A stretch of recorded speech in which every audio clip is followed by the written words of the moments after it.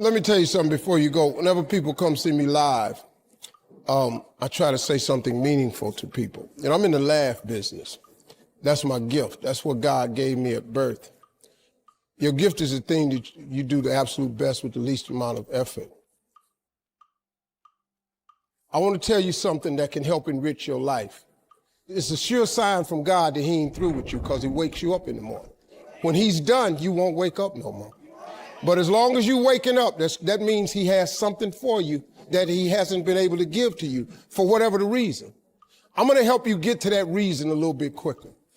I want to tell you something that I learned that changed my life. I was reading a book one time that had a quote in there from Albert Einstein. And Albert Einstein said, "Imagination is everything. It's the preview to life's coming attractions." If you think about that, that's a really, really true statement. Because everything you see in this world came from somebody's imagination. Everything. Somebody was talking on the phone one day, on that wall phone, connected to the cord, and tried to walk, and it didn't go no further. And he wanted to just go outside and get something out the car. Somebody said, "You know what? I wish I could take this phone outside." Everybody in here got a cell phone. It was in somebody's imagination. Somebody imagined that. Somebody imagined everything. Somebody got tired of walking. Somebody got tired of driving cars. Somebody said, "We're going to fly." You're not finna fly. Everybody in here have been on a plane. See, your imagination is the evidence of things not seen. You know why they call it the evidence of things not seen? Your imagination, you're the only one can see it. You're the only one can see it. See, so all this stuff you've been imagining was not some hocus pocus. When you imagine stuff, it's actually God showing you a preview of a coming attraction he has for you.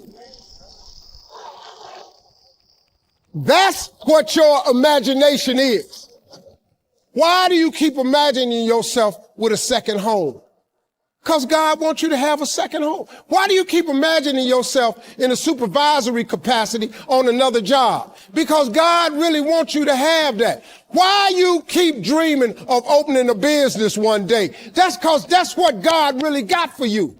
And he put it in your imagination. The problem with your imagination, though, is you tell it to the wrong people. If you want to kill a big dream, tell it to a small-minded person. You can't, oh man. Think about this in your life. How many times have you had this really incredible idea and you took it to your family and your friends? You shared it with them and they shot it down. You know why they shot it down? Because they couldn't see it. Because God didn't put it in their imagination. He put it in yours. It was your evidence of things not seen. See, all this stuff you've been imagining, you ought to start working on it. Because that's what God really got for you. Your real life is in your imagination. I'm here to tell you that.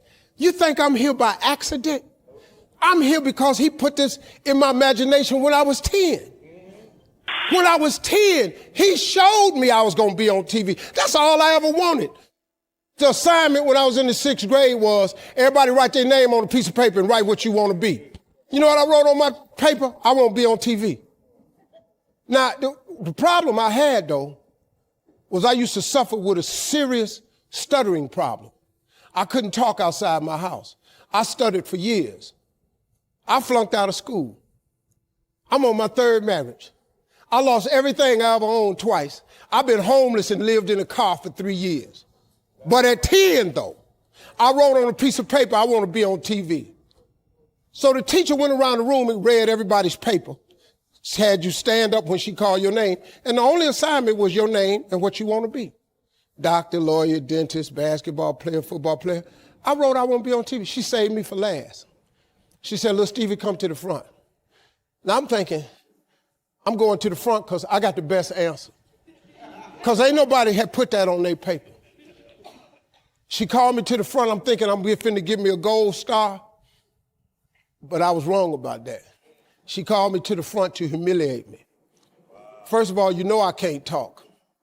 I suffered with stuttering stammer so bad, man. I couldn't talk at all. And that lady on me? Why did you write this on your paper? Now I'm standing there, I can't talk. Who in this school ever been on TV? Who in your family ever been on TV? Who in this neighborhood ever been on TV? I'm crushing, man. I'm standing there dying. She said, look at you standing there. You can't even talk. How they gonna put somebody like you on TV?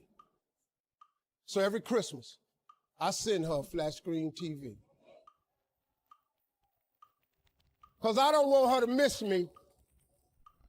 I do not want her to miss not an episode of me. Because I wanted her to see what God had done for me. The fact that you couldn't see it, it wasn't for you to see. He put it in my imagination. But after 3 years of homelessness, losing everything I ever owned twice, suffering through flunking out of school, go home and cut your TV on. That little boy with the stuttering problem, he all over that TV. You can't cut your TV on. You can't cut your TV on not a day of the week, and you don't see that little boy. That little boy with the stuttering problem is all over that TV because God put it in my imagination. All I did was hang on to that thought. I just kept hoping. I just kept hoping that what I had wrote on the paper would come true. A lot of times it wasn't about no faith. I didn't believe it sometimes. When you homeless and living in the car, how you see yourself as a TV star? But I just kept hanging on there. Because my mama was a Sunday school teacher. I kept hearing her say, God,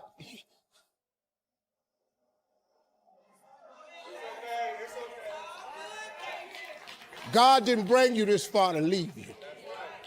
God didn't bring you this far to leave you. Why do you think he keeps waking you up? Because he got more for you. He got way more for you. He got plans for you.